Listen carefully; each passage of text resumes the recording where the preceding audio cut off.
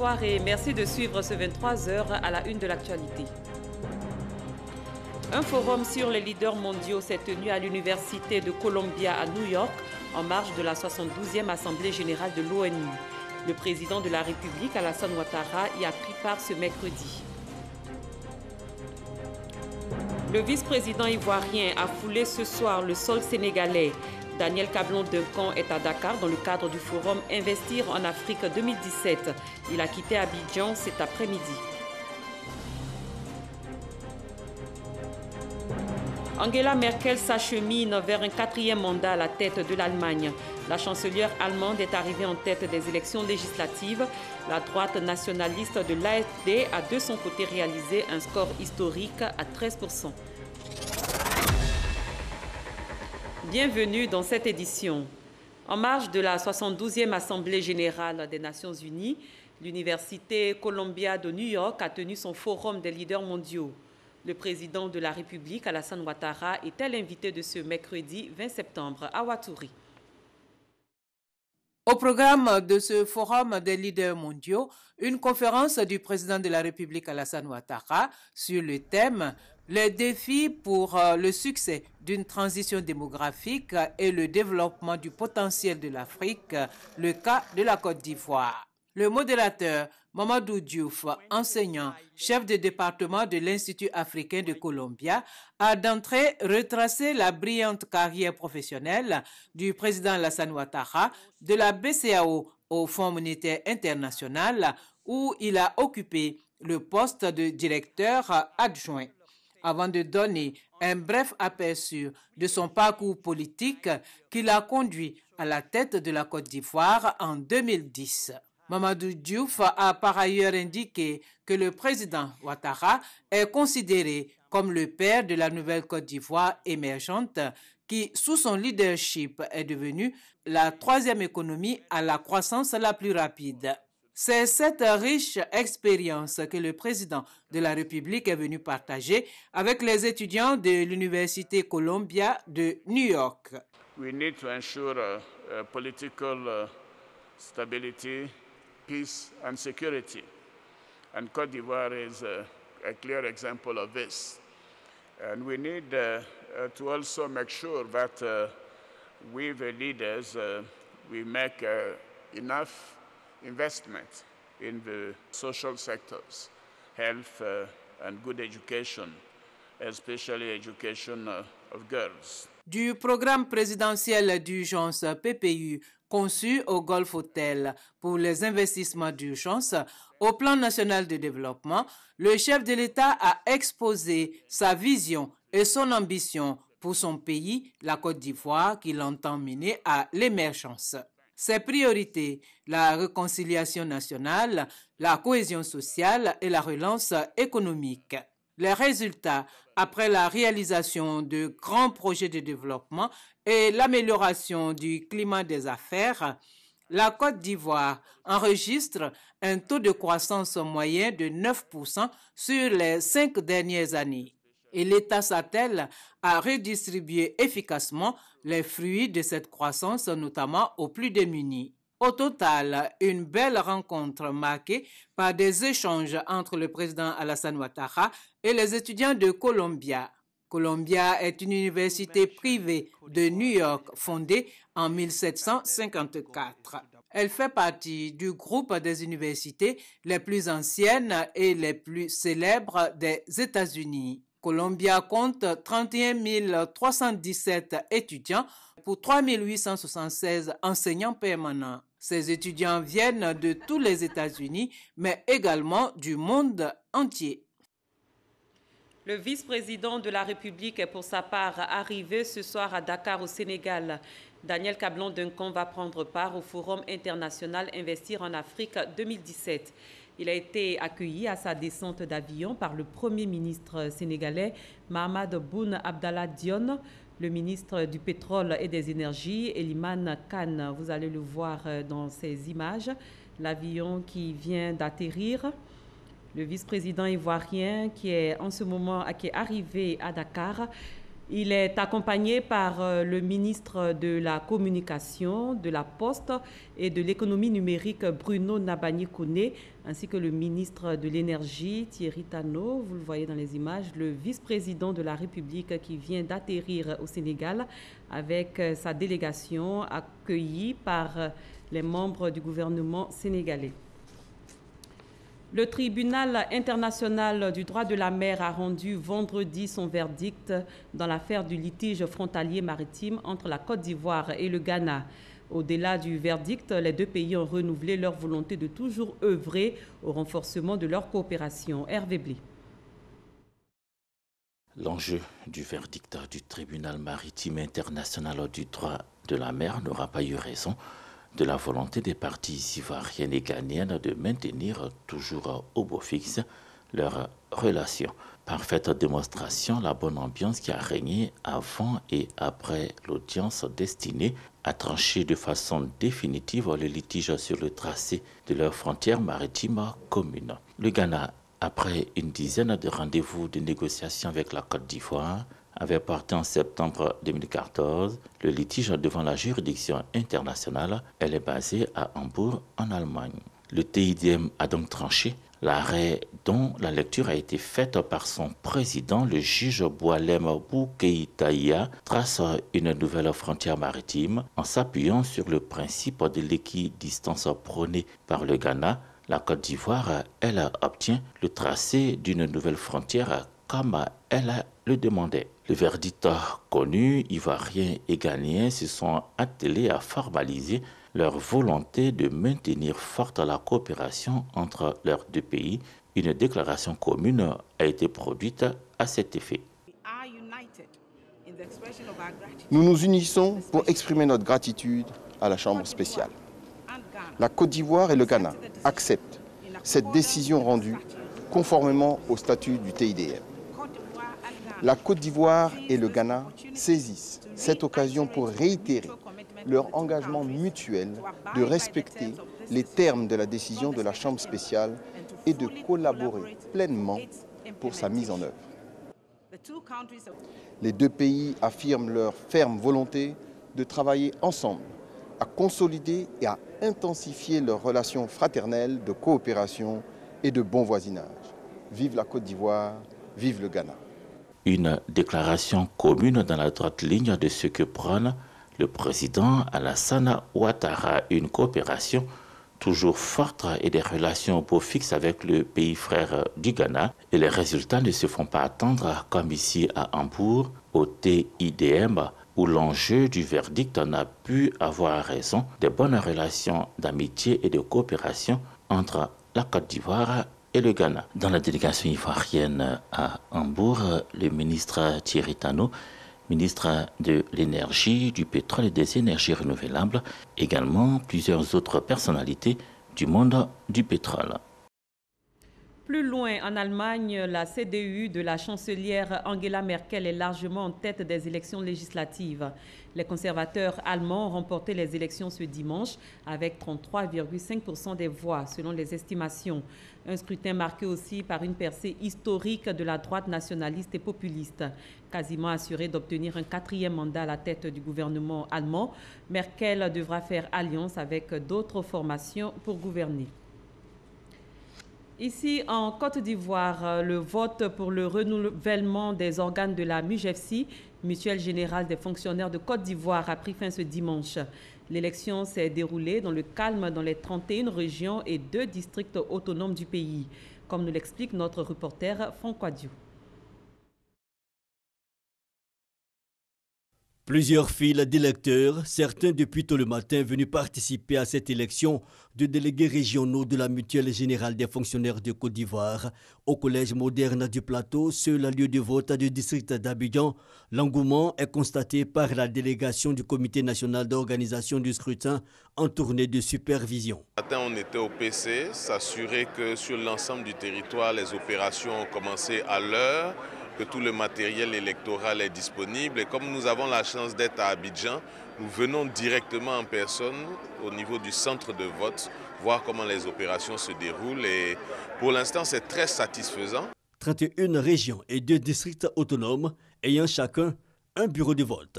Pour la région de Lamé, c'est la préfecture d'Azopé qui a été choisie pour le scrutin. Nous sommes venus un peu plus tôt après la première messe. Nous sommes rendus ici immédiatement. Ici sont concernés 6 706 électeurs.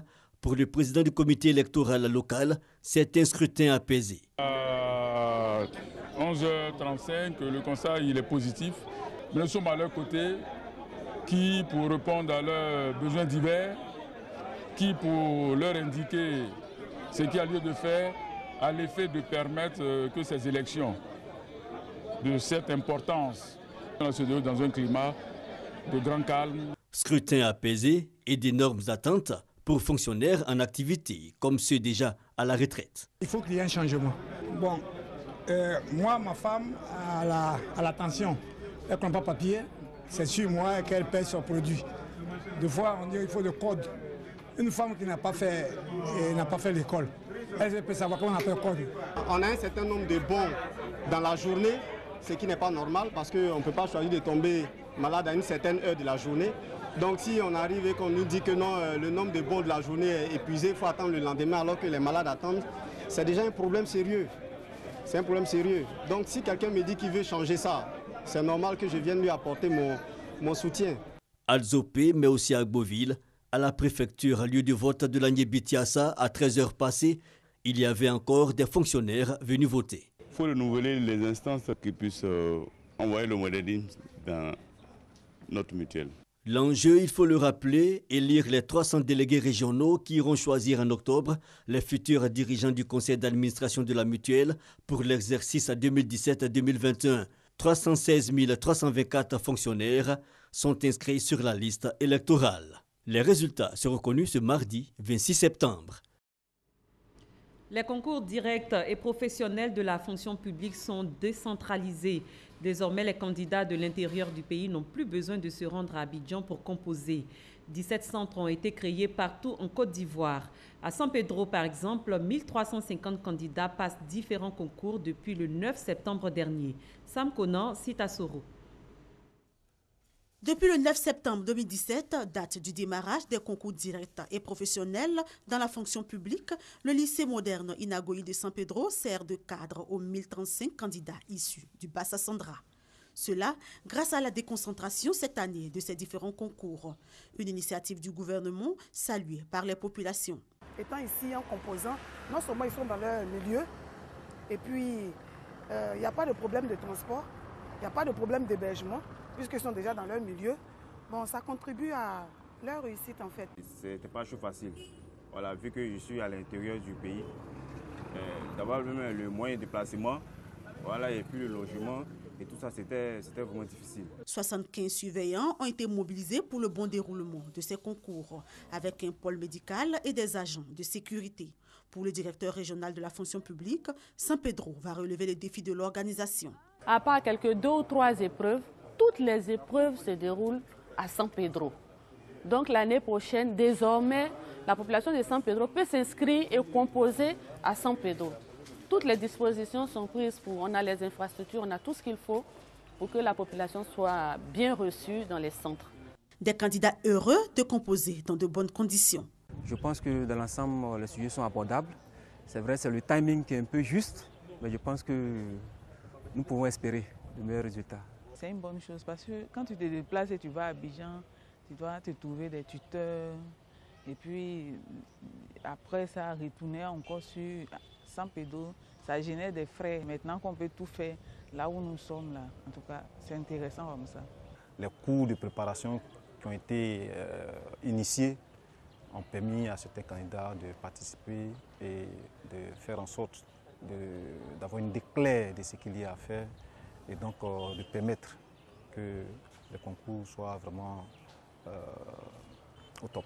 Pour cette année, il s'agit de 35 concours directs dont prennent part 70 129 candidats pour 10 026 places.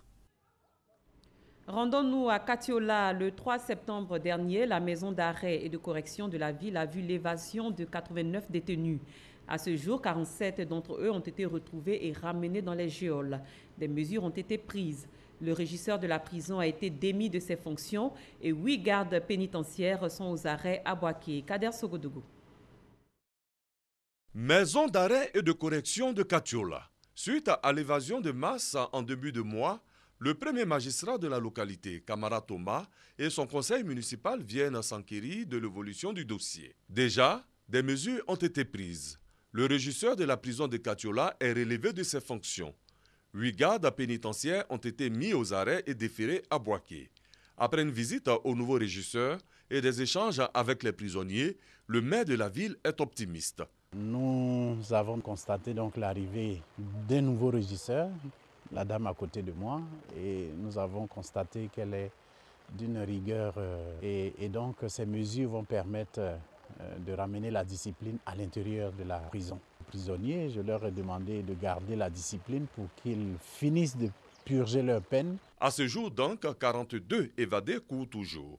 D'où cet appel aux populations pour une franche collaboration avec les autorités judiciaires. Je voudrais profiter de cette occasion pour lancer un appel à la population de signaler toute personne suspecte et leur demander également à la population de ramener les détenus qu'elle constaterait dans les quartiers, dans les habitations. Dans la ville, le corps préfectoral, les autorités municipales et les forces de l'ordre échangent régulièrement pour retrouver les fugitifs. D'ici là, un tour sur les ruines du commissariat saccagé suite à un mouvement de colère des populations. Le véhicule de police brûlé est encore visible. Le commissariat de Katiola, le seul de la région du Hambol, est entre-temps délocalisé au centre culturel où seul l'amour pour son pays et le sens du professionnalisme maintiennent les policiers sur place. Dans le domaine des transports, les tarifs de certains chauffeurs de taxi-compteurs sont décriés par les passagers à l'aéroport Félix Houphouët-Boigny d'Abidjan. Des tarifs vont de 40 000 à 50 000 francs CFA. Selon les clients, une pratique illégale derrière laquelle se cacherait un réseau mafieux est en place. Alerté, le ministère des Transports a réagi à travers l'Observatoire de la fluidité des transports. L'OFT annonce des mesures qui devront rentrer en vigueur le lundi 25 septembre. Gabriel Zani. 40 000 voire 50 000 francs CFA pour rallier une commune d'Abidjan à partir de l'aéroport Félix Houphouët-Boigny. Une véritable arnaque. Pourtant, la pratique est réelle et bien courante aux grandes dames des passagers. Au téléphone, tout à l'heure, j'ai eu une amie qui m'a demandé si c'était vraiment effectif. Ces histoires de 40 000 francs par taximètre, c'était vraiment effectif. Je pense que c'est une des raisons pour lesquelles ce soir je suis venu chercher mon oncle. Je pense que c'est plus sûr de soit même venir chercher ses parents, ses amis, ou au lieu de les laisser aux mains de ces taximètres-là, tout peut arriver avec eux. En tout cas. Par prudence, quand j'arrive, c'est plutôt mes collègues, soit un frère qui vient me chercher. Et ces taximètres véreux ont envahi le périmètre de l'aéroport. Pour mettre fin à cette arnaque organisée, le ministère des Transports a décidé de sévir. Désormais, on exige que d'abord les taxis qui vont opérer au départ de l'aéroport Félix Houphouët-Boigny soient entièrement en règle avec les vignettes et les patentes et tous les documents administratifs afférents à l'activité, et qu'en plus de cela, au départ de l'aéroport Félix Houphouët-Boigny, désormais, l'usage du compteur eurokilométrique est obligatoire. Ces mesures entrent en vigueur dès ce lundi 25 septembre. Il y aura un stand d'information, des communiqués qui vont passer en boucle dans le système d'information de l'aéroport, des supports physiques qui seront remis aux passagers. Il y aura également des kakémonos qui seront déployés avec un ensemble d'informations. Il y aura des agents qui vont assister les usagers pour le choix des taxis. Donc les taxis seront en queue, et aussi bien les usagers. Donc on va les mettre en relation. L'aéroport Félix Houphouët-Boigny d'Abidjan jouit d'une belle réputation à l'international. En témoignent les certifications reçues. Pas question donc de laisser courir des pratiques qui en terniraient l'image, a averti le secrétaire général de l'OFT, l'Observatoire de la fluidité des transports. Le dossier de ce dimanche est consacré à la fistule obstétricale, une maladie humiliante et avilissante qui détruit la vie de nombreuses femmes en Afrique. Les porteuses de fistules souffrent d'incontinence. Elles n'arrivent pas à retenir urine et sel. Résultat, elles sont le plus souvent exclues de la société ou tout simplement rejetées. Pourtant, cette maladie n'est pas incurable. En Côte d'Ivoire, une caravane d'opérations gratuite a été initiée pour redonner le sourire et la joie de vivre aux femmes malades. Une intervention chirurgicale pour retrouver sa dignité, c'est le sujet que nous propose Serge Coléa.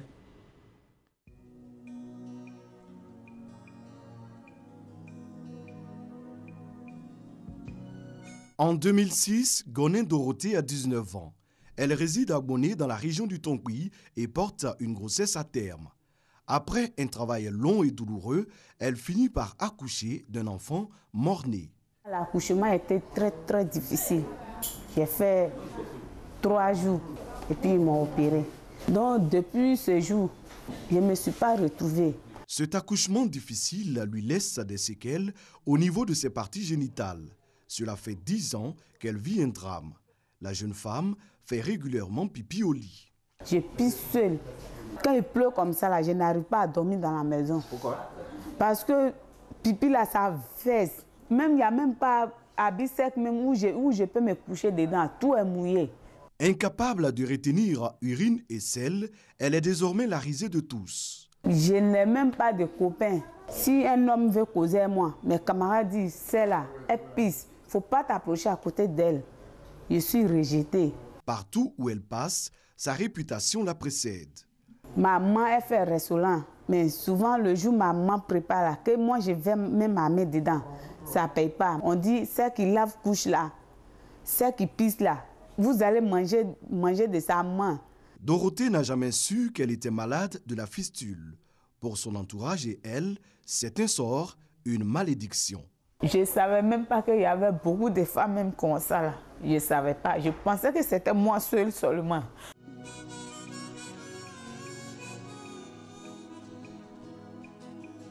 Je prie Dieu pour que je gagne ma santé comme mes camarades. La fistule obstétricale, une maladie de la honte qui touche de nombreuses femmes, notamment en zone rurale, là où les femmes enceintes ne suivent généralement aucune consultation prénatale avant l'accouchement. La fistule obstétricale survient quand l'accouchement a duré, a traîné en longueur, quand la tête de l'enfant a coincé la vessie. Ainsi, après sa sortie, il va y avoir un trou qui va se créer. Il va y avoir des complications qui vont entraîner une communication anormale entre les voies urinaires et les voies génitales de la femme. À tel point que cette femme atteinte de fistules urogénitales va perdre sans se contrôler les urines ou les selles ou même les deux à la fois. L'excision, les grossesses précoces, les accouchements chez les matrones constituent d'autres causes de la fistule.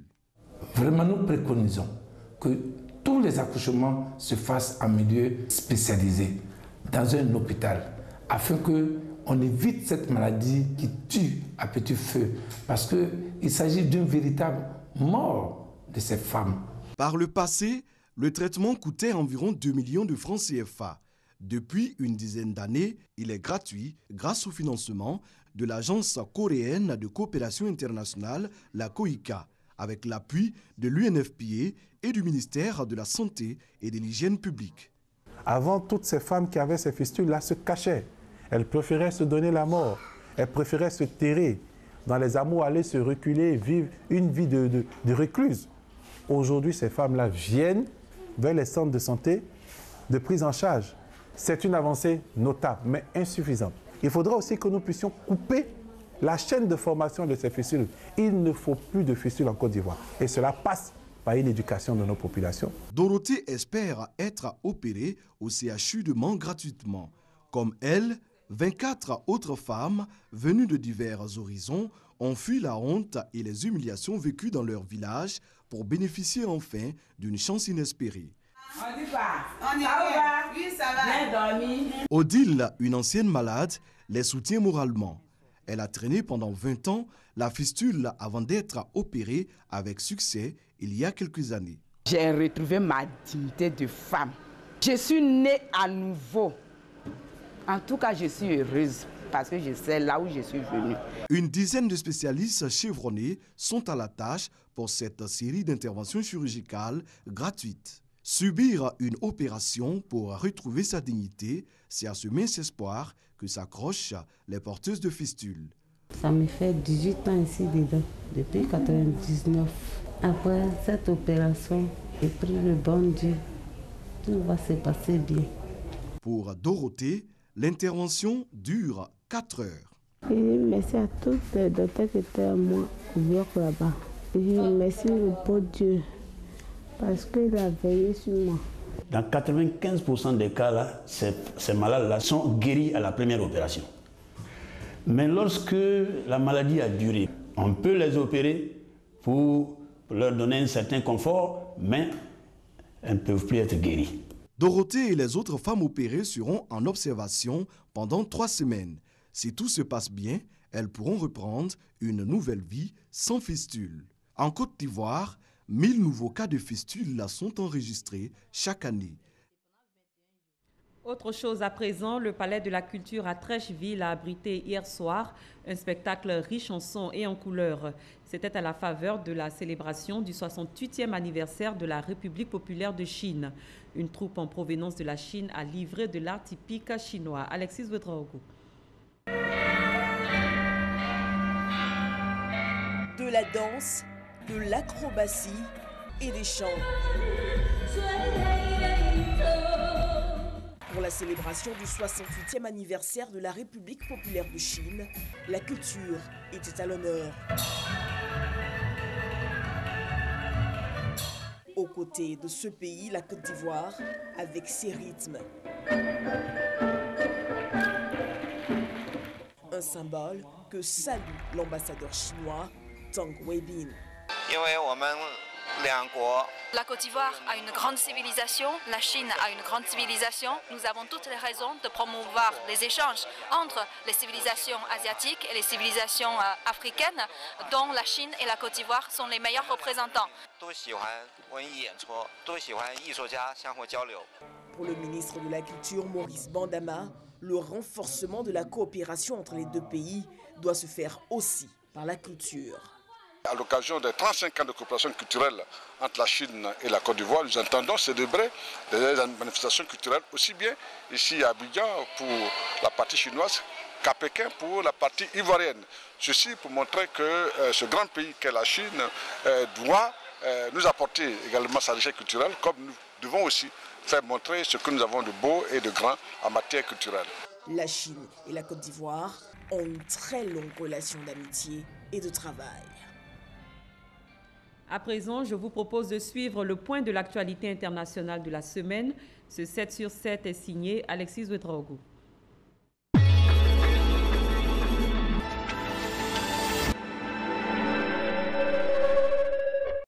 Maria, l'ouragan s'est imposé en début de semaine.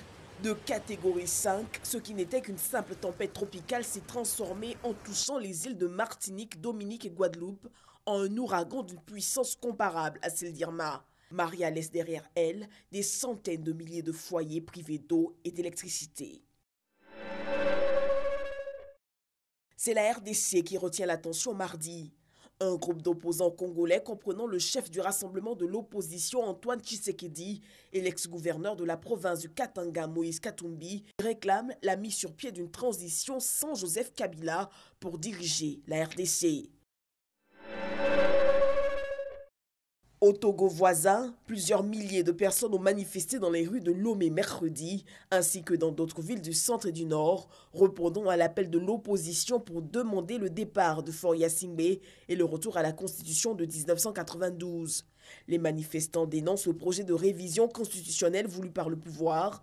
Il prévoit de limiter à 2 le nombre de mandats présidentiels, mais de manière non rétroactive. 3 semaines après sa décision d'invalider les résultats de l'élection présidentielle au Kenya, la Cour suprême a rendu son jugement. Parmi les griefs recensés à l'encontre de la commission électorale, la proclamation de la victoire de Uhuru Kenyatta sans s'appuyer sur des procès-verbaux vérifiés. Autre reproche, le refus d'obtempérer à l'injonction de la Cour qui réclamait l'accès aux serveurs pour vérifier les accusations de piratage formulées par l'opposition. Les juges ont également noté l'absence de marques d'authentification ou de signature d'assesseurs sur de nombreux PV publiés. La commission électorale a, elle, fixé au 17 octobre prochain la date de la nouvelle présidentielle. Vendredi en France, Emmanuel Macron a signé 5 ordonnances qui reforment le Code du travail. Ces ordonnances devraient sans doute être publiées au journal officiel dès ce lundi, avec une entrée en application immédiate pour certaines, dont celles ayant trait au délai de saisine limité à 1 an au prud'homme.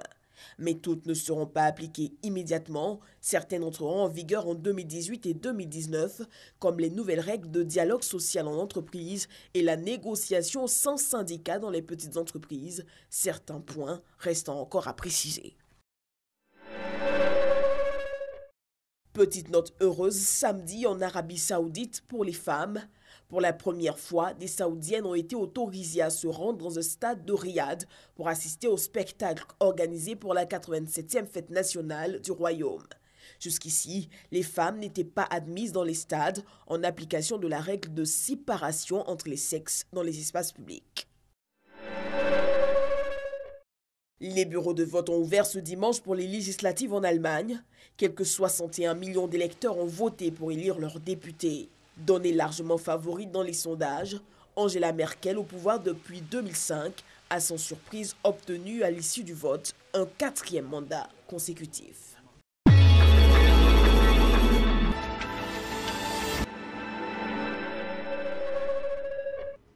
C'est la fin de cette édition. Merci d'avoir été des nôtres. Très bonne fin de soirée. À demain.